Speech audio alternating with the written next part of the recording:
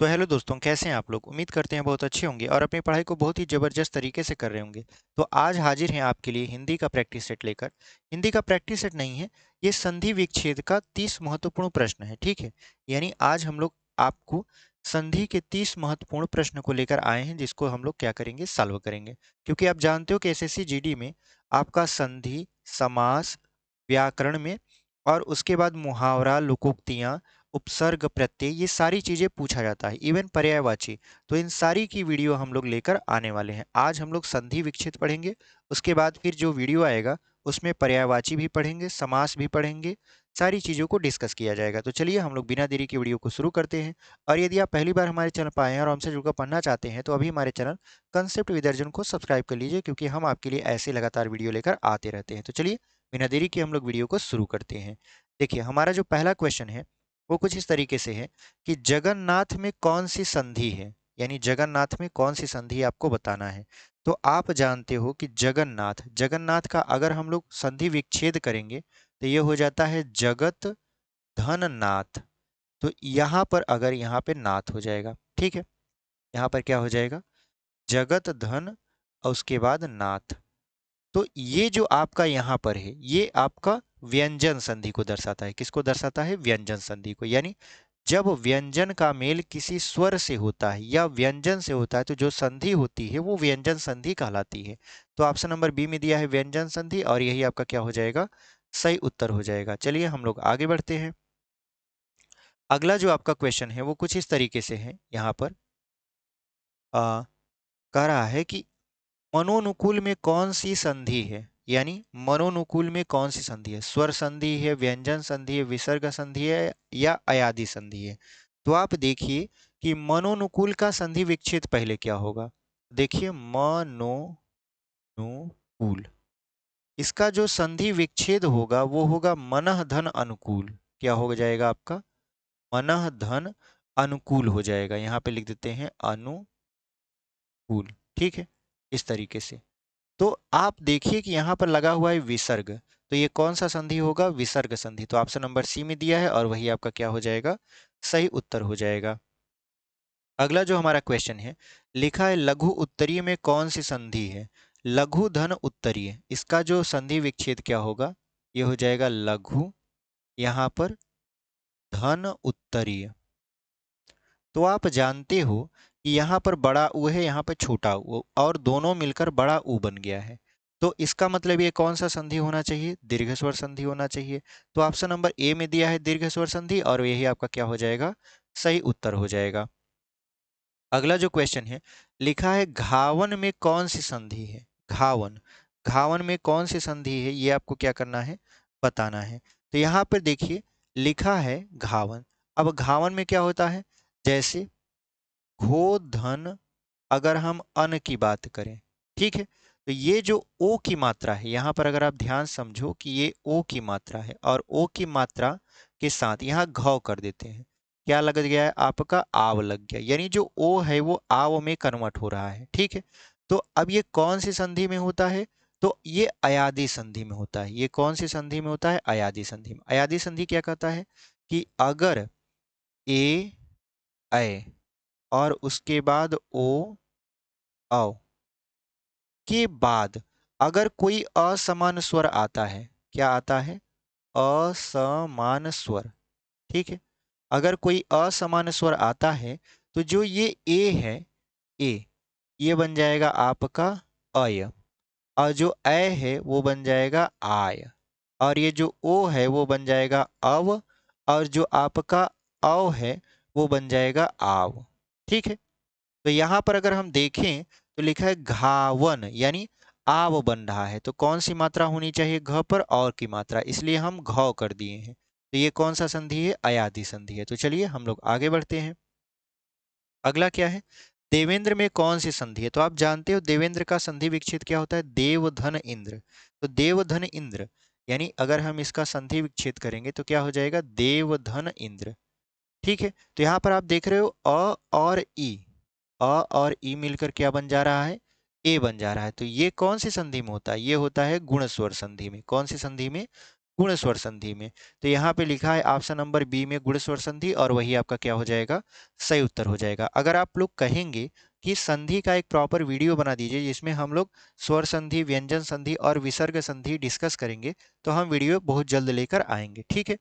चलिए हम लोग आगे बढ़ते हैं। अगला जो क्वेश्चन है, लिखा है विद्यार्थी शब्द का संधि विच्छेद बताइए। तो आप जानते हो विद्या धन अर्थी, यहाँ पर ऑप्शन नंबर बी में दिया है विद्या धन अर्थी, और वही आपका क्या हो जाएगा, सही उत्तर हो जाएगा। उच्चारण में कौन सी संधि है, स्वर संधि है, व्यंजन संधि है कि आपका विसर्ग संधि। तो उच्चारण देखिए कैसे लिखा जाता है। उच्चारण में अगर इसका हम लोग संधि विच्छेद करें तो ये होता है उत, और यहाँ पर हलंत रहता है, फिर हो जाता है चारण, ठीक है। तो उत, ये जो त है हलंत वाला, ये किसका संकेत है, व्यंजन संधि का। तो ऑप्शन नंबर बी में दिया है व्यंजन संधि, और वही आपका क्या हो जाएगा, सही उत्तर हो जाएगा। अगला जो आपका क्वेश्चन है, लिखा है गायक शब्द का संधि विच्छेद बताइए। गायक, तो अभी आपको बताए हैं कि जो गायक है वो गय धन अक से मिलकर बना है। किससे मिलकर बना है, गय धन अक से, यानी इधर है ए की मात्रा, इधर है अ की मात्रा। तो ए किस में कन्वर्ट हो जाता है, अगर इसके अलावा मतलब इसके सामने कोई असमान स्वर आता है तो आप कहोगे आय में। अभी हमने पिछले आपका क्वेश्चन में बताया है कि ये कौन सा संधि है, तो आप कहोगे ये है अयादि संधि। ये कौन सी संधि है, अयादि संधि है। हालांकि हमसे संधि नहीं पूछा था, हमसे पूछा था संधि विच्छेद।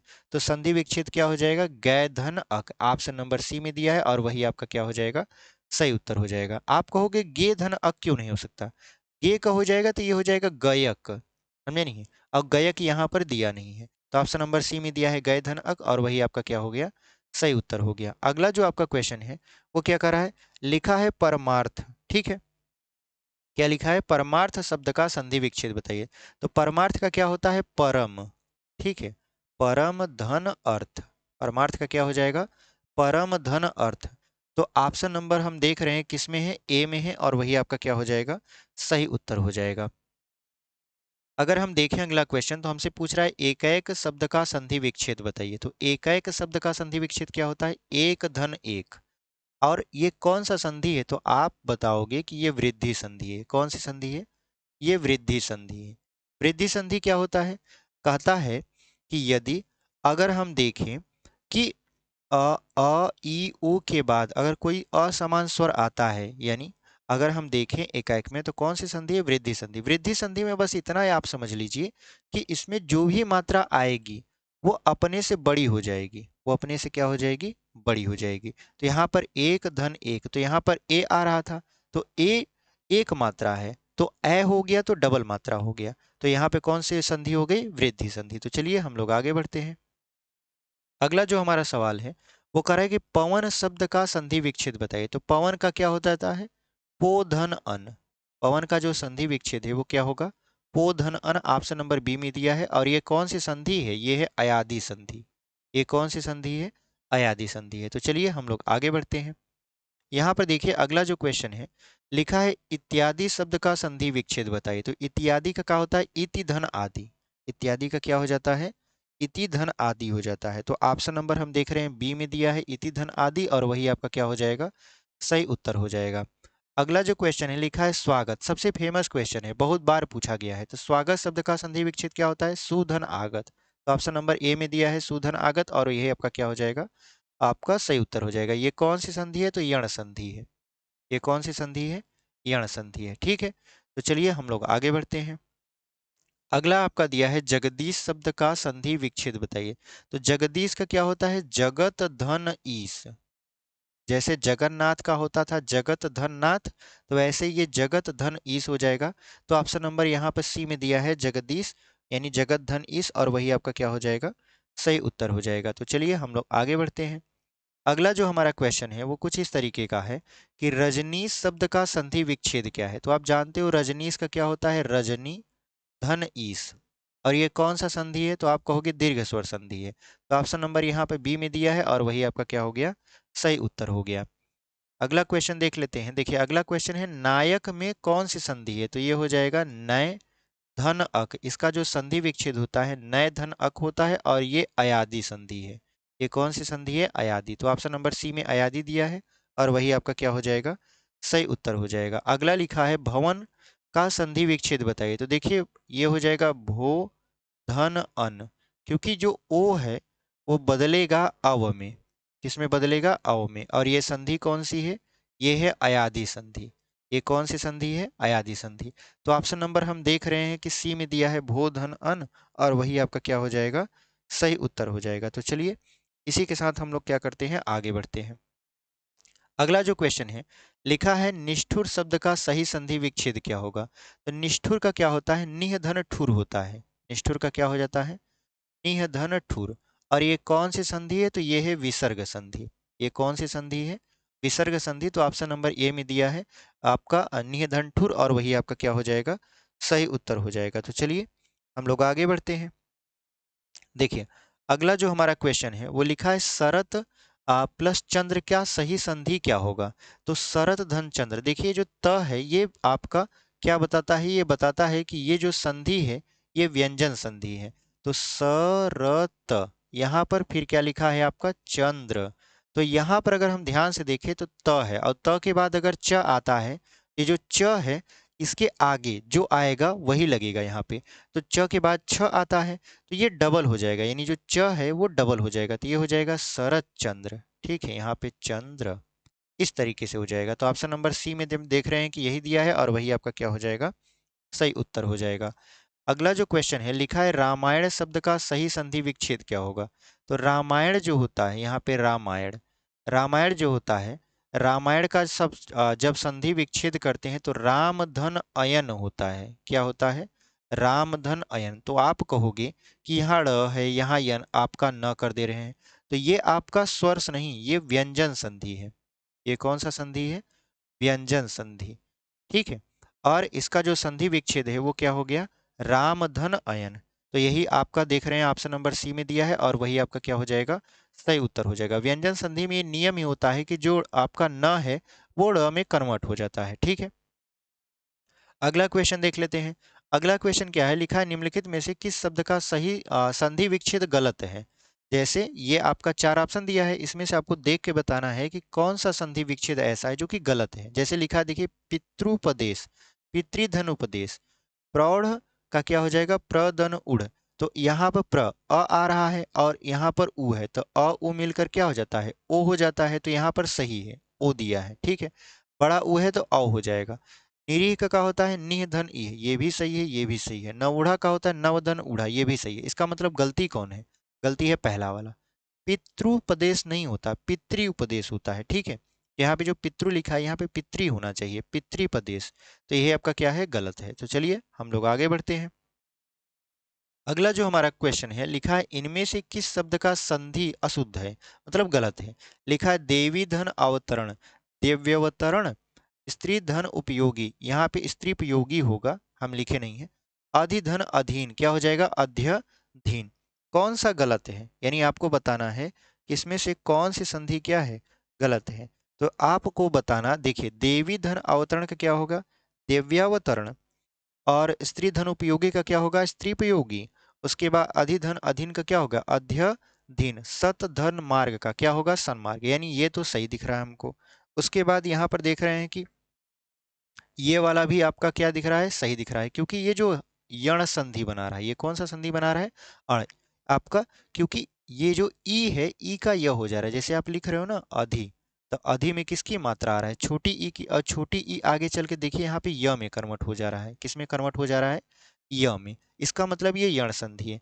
ऐसे ये सतमार्ग लिखा है, ये व्यंजन संधि है। ये कौन सा संधि है? व्यंजन संधि। स्त्री उपयोगी, तो स्त्री उपयोगी का होगा, यहाँ पे लिखा था आपका स्त्री, उसके बाद यहाँ पर हो जाएगा यो, उसके बाद प योगी। ठीक है, इस तरीके से कुछ लिखा था। तो आप देखो कि यहाँ पर ये स्त्री पयोगी होना चाहिए, स्त्रियों यो पयोगी नहीं होना चाहिए। तो यहाँ पर यही वाला ऑप्शन क्या हो जाएगा? गलत हो जाएगा। यानी ऑप्शन नंबर बी आपका क्या है? सही संधि का युग्म नहीं है। तो चलिए इसी के साथ हम लोग आगे बढ़ते हैं। अब देखिए यहाँ पे जो दिव्यावतरण लिखा था, ये कौन सी संधि है? तो ये भी पूरा यण संधि है। ये कौन सी संधि है? यण संधि। ठीक है, चलिए हम लोग आगे बढ़ते हैं। अगला जो क्वेश्चन है, लिखा है नी धन उन शब्दों का सही संधि क्या है? तो ये हो जाएगा न्यून। नी धन उन का क्या होता है? न्यून होता है। यानी और ये संधि कौन सी है? यण संधि है। आपका मतलब ये इसका जो फार्मूला होता है यानी इसका जो परिभाषा होता है वो होता है कि यदि ई उसके बाद उ और उ के बाद अगर कोई असमान स्वर आता है तो ई का हो जाता है य, उ का हो जाता है व, और री, यहाँ पे री आता है ना, इस तरीके से री और री आता है। यदि ई उ और री या री आता है तो ई का य, उ का व और री का आधा र हो जाता है और री का हो जाता है आधा ल। तो यहाँ पर देखिए जो नी आया है उसमें ई की मात्रा है और ई के बाद उ आया है तो ई का क्या हो जाएगा, य हो जाएगा। इसीलिए देखिए आधा य यहाँ पर क्या हो गया है, न्यून में आधा य यहाँ पे जुड़ गया है। तो ऑप्शन नंबर बी में दिया है और वही आपका क्या हो जाएगा, सही उत्तर हो जाएगा। तो चलिए हम लोग आगे बढ़ते हैं। अगला जो हमारा क्वेश्चन है, लिखा है प्रेक्षण शब्द बना है। प्रेक्षण शब्द किससे बना है, प्रधन इक्षण से। किससे बना है, प्रधन इक्षण से। यानी अ ई मिलकर ए हो गया है और ये कौन सा संधि है, गुणस्वर संधि है। ऑप्शन नंबर ए में दिया है, मतलब ए में दिया है और वही आपका क्या हो जाएगा, सही उत्तर हो जाएगा। और संधि अगर पूछे आपसे कि इसमें कौन सी संधि है तो आप गुणस्वर संधि को टिक करिएगा। तो चलिए हम लोग आगे बढ़ते हैं। अगला जो हमारा क्वेश्चन है वो क्या लिखा है कि मतैक्य में कौन सी संधि है। तो आप समझिए कि यहाँ पर डबल मात्रा हो गया है और डबल मात्रा वृद्धि को दर्शाता है। तो आपका ऑप्शन नंबर डी दिया है वृद्धि संधि और वही आपका क्या हो जाएगा, सही उत्तर हो जाएगा। यानी मतैक्य में कौन सा आपका संधि हो जाएगा, वृद्धि संधि हो जाएगा। तो चलिए हम लोग आगे बढ़ते हैं। अगला जो सवाल है, लिखा है इनमें से कौन सी संधि गलत है। प्रतिधन उपकार प्रत्युपकार ये सही है। न धन यन नयन ये गलत है, क्योंकि नयन का होता है नय धन अन। नयन का क्या होता है, नय धन अनु। तो यहाँ पे क्या हो जाएगा, यही वाला पार्ट गलत था और यही आपका क्या हो जाएगा, सही उत्तर हो जाएगा। यानी option number B is the right answer. तो चलिए हम लोग आगे बढ़ते हैं। अगला जो हमारा क्वेश्चन है वो कुछ इस तरीके का है यहाँ पर। तो यहाँ पे हम देख रहे हैं कि अगला जो क्वेश्चन हमारा है, लिखा है महोषधम शब्द का संधि विच्छेद बताइए। तो ये क्या हो जाएगा, महाधन औषधम। ठीक है, तो यहाँ पर हम देख रहे हैं कि लिखा है पहला ऑप्शन महोधन औषधम, दूसरा जो ऑप्शन है लिखा है महोधन औषधम, और अगला जो ऑप्शन है वो क्या लिखा है आपका, यहाँ पर महाधन औषधम। अगला जो ऑप्शन है लिखा है महाधन औषधम। तो जो इसका संधि विच्छेद होगा वो होगा महाधन औषधम। क्या हो जाएगा, महाधन औषधम। तो ऑप्शन नंबर हम देख रहे हैं सी में यही दिया है और वही आपका क्या हो जाएगा, सही उत्तर हो जाएगा। तो चलिए आगे बढ़ते हैं। अगला जो हमारा क्वेश्चन है वो कुछ इस तरीके से है कि इनमें से कौन सी संधि सही है। अभी तो हम लोग गलत ढूंढ रहे थे, अब सही है कौन सा बताना है। लिखा है विद्या धन आलय विद्यालय होगा, उत धन धार उद्धार होगा, राम धन अयण रामायण, दिग धन अंबर दिगंबर। तो यहाँ पर देखिए कौन सी संधि सही है। तो आप कहोगे अभी हम लोग पढ़े हैं राम धन अयन, रामायण का संधि विच्छेद होता है और यही आपका क्या है, सही है। यानी option number C is the right answer. यही आपका संधि क्या है, सही है। तो चलिए हम लोग आगे बढ़ते हैं। अगला जो आपका क्वेश्चन है वो कुछ इस तरीके से है, लिखा है यण स्वर संधि से निर्मित शब्द नहीं है। यण स्वर संधि जिसमें ई का य हो जाता था, उ का व हो जाता था, री का आधा र हो जाता था और री का आधा ल हो जाता था। तो आपको ऑप्शन में वही ढूंढना है कि अभी कभी आपको आधा य न मिले, कभी आपको व न मिले, र न मिले आधा और ल न मिले। अगर ये नहीं मिल रहे हैं तो वही आपका यण स्वर संधि नहीं है। तो यहाँ पर देखिए लिखा है अभ्यावेदन स्वेच्छा स्त्री स्त्रयुपयोगी। तो क्या हो जाएगा, और चौथा जो ऑप्शन है लिखा है स्वल्प। ठीक है, तो कौन सा आपका सही उत्तर हो जाएगा। तो आप कहोगे कि यहाँ पर देखिए स्वेच्छा, स्वेच्छा का अगर संधि विच्छेद करेंगे तो स्वधन इच्छा होता है। क्या होता है, स्वधन इच्छा, यानी अपनी इच्छा से। और ये कौन सा संधि है, ये है गुणस्वर संधि। तो ये तो यण नहीं होगा, तो ऑप्शन नंबर बी आपका सही उत्तर हो जाएगा। चलिए हम लोग आगे बढ़ते हैं। अगला जो क्वेश्चन है आपका इस वीडियो का लास्ट क्वेश्चन, इस क्वेश्चन हम लोग लेकर आए थे जिसको हम लोग डिस्कस कर रहे हैं। तो ये जो लास्ट क्वेश्चन है लिखा है गुण संधि का उदाहरण बताइए, यानी गुण स्वर संधि का उदाहरण। यहाँ पे लिखा है सुधन आगत स्वागत, ये तो यण संधि है। ये पावक पोधन अक होता है, ये तो अयादी है। ठीक है, और यहाँ पर हितैषी डबल मात्रा आ गया तो क्या हो जाएगा, ये वृद्धि हो जाएगा। ठीक है, तो यहाँ पर कौन सा ऐसा है जो मतलब आपको बता रहा है। तो ऑप्शन नंबर ए देख रहे हैं कि वर्षतु लिखा है, यानी इसमें अर आया है, ठीक है। इसका मतलब आधा र आ रहा है, और यही आपका क्या हो जाएगा, सही उत्तर हो जाएगा। यानी वर्षतु जो है आपका ये गुणस्वर संधि है। तो इसी के साथ इस वीडियो को यहीं पर समाप्त करते हैं। अगर आप वीडियो में यहाँ तक बने हुए हैं और चैनल को सब्सक्राइब नहीं किए हैं तो चैनल को सब्सक्राइब कर लीजिए। वीडियो पसंद आई है तो लाइक कर दीजिए, अपने दोस्तों तक भी इसे शेयर कर दीजिए। तो इसी के साथ मिलते हैं हम आपसे अगले वीडियो में, तब तक के लिए धन्यवाद। ऐसे ही पढ़ाई करते रहिए।